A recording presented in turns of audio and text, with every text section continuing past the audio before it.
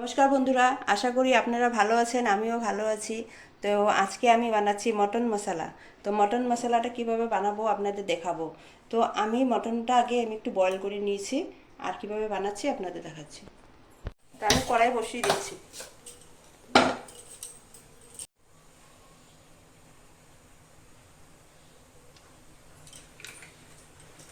জিরা, তেজপাতা, ওটা গরম মশলা।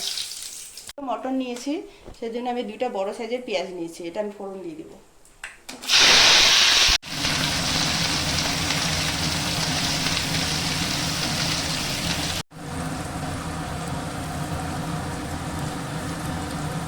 পেঁয়াজটা আমার লাল লাল ভাজা হয়ে গেছে। এখন আমি আদা, রসুন আর কাঁচা লঙ্কার পেস্ট দিয়ে দিব। এটা আমি ভালো করে ভেজে নেব।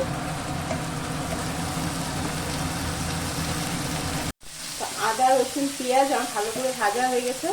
এখন আমি টমেটোর পেস্ট দিয়ে দেবো। টমেটোর পেস্টটা আমি ভালো করে ভেজে নেব।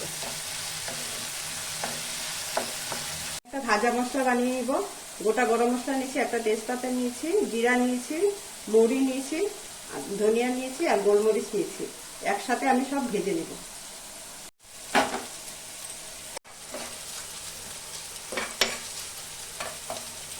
ভাজা মশলাটা আমার ভাজা হয়ে গেছে, নামিয়ে দেব।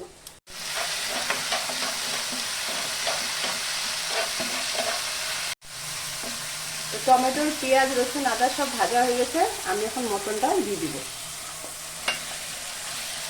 মটনটা আমি বেশি সিদ্ধ করে নিই, অল্প একটু সিদ্ধ করে নিয়েছি।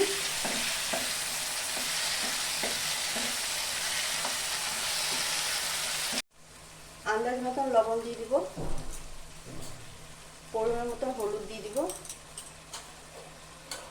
জিরা গুঁড়া, ধনিয়া গুঁড়া, অল্প লঙ্কার গুঁড়া, কাশ্মীরি লঙ্কার গুঁড়া, সব ভালো করে ভেজে নেব। মাংস সিদ্ধ করেছিলাম, অল্প জল আছে, এই জলটা দিয়ে ভালো করে মশলাটা কষাবো।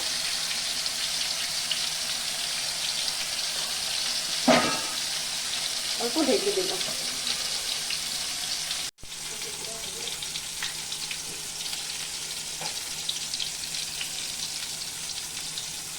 ভাজা মশলাটা আমি অল্প গুঁড়া করে নেব।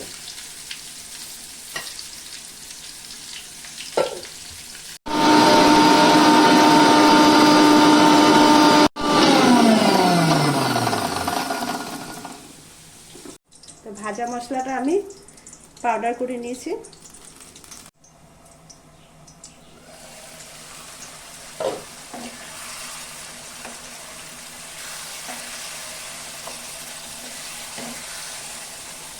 এখন আমি ভাজা আলু দিয়ে দিব, এটা দিয়েও আমি ভালো করে কষাবো।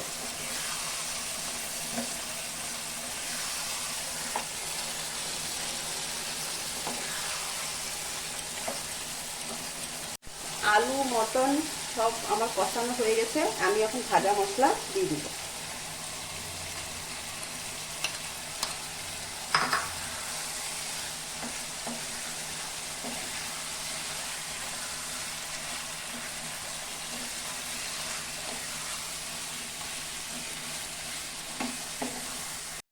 তো মাংস সিদ্ধ করা জল আমি আরেকটু রেখে দিয়েছিলাম, এটা দিয়ে আমি ভালো করে এখন সব সিদ্ধ করে নেব।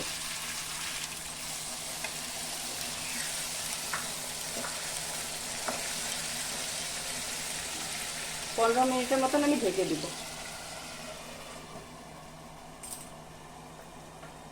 তো 15 মিনিট হয়ে গেছে, আমি ঢাকনাটা উঠিয়ে দিব।